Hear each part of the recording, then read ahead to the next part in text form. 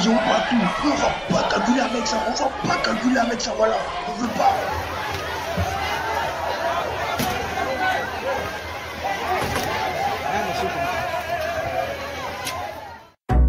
Dans l'exercice de ta fonction de chef d'établissement, tu seras quelquefois confronté à des conflits de ce type entre groupes d'élèves, entre élèves et administration, entre personnel enseignant et administration ou parents, entre personnel d'encadrement et administration ou personnel d'enseignant. Mais il est souhaitable et possible d'anticiper.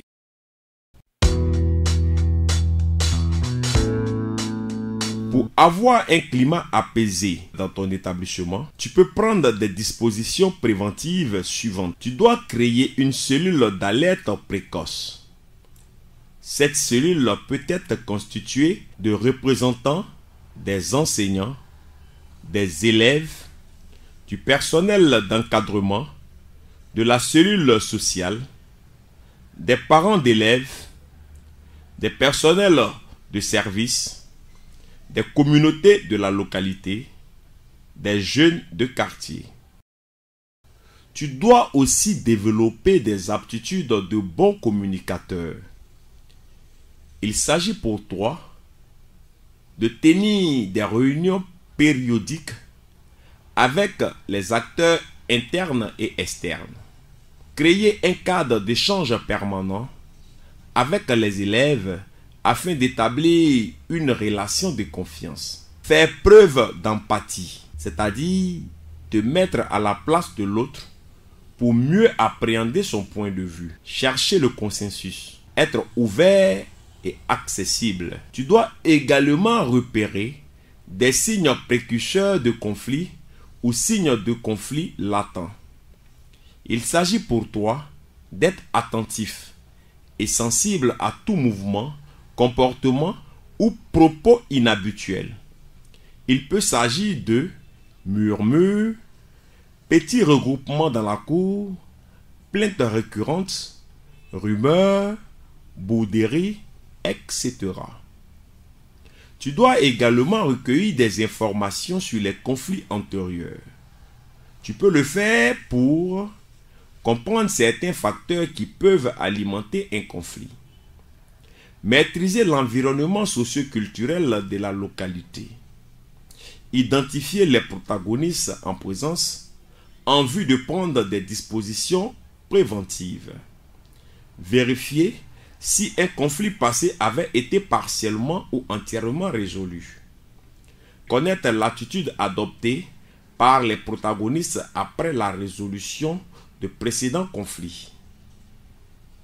Pour la prévention d'éventuels conflits dans ton établissement, tu dois surtout concevoir un plan d'anticipation des conflits.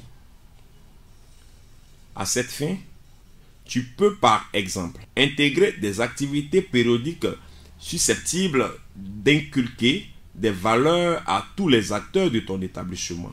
Assainir l'environnement de l'établissement, aussi bien interne qu'externe. Multiplier les rencontres avec les différents acteurs. L'ensemble de ces mesures te permettrait d'anticiper efficacement les conflits. Mais si malgré tout un conflit survient, que faire?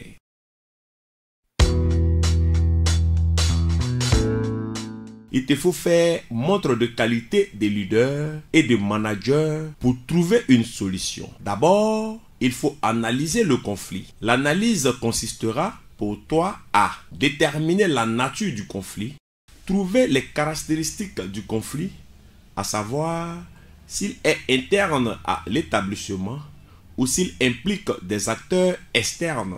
Deuxièmement, tu devras réunir les informations relatives à la survenue du conflit. Pour cela, tu peux auditionner séparément les protagonistes, rencontrer les éventuels témoins ou l'entourage des personnes impliquées, aller à la recherche d'informations, notamment dans les archives de ton établissement, rechercher les textes législatifs et réglementaires relatifs au problème.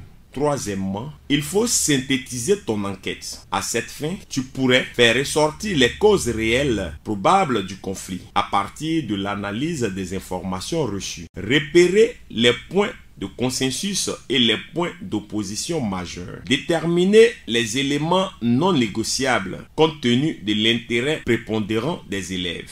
Au point 4, tu devras rechercher des aides. Cela t'amènera à faire appel à des personnes ressources, éventuellement un médiateur, à échanger avec tes pairs sur la situation et même à solliciter un échange avec ton supérieur hiérarchique s'il s'agit d'une situation grave et ou complexe.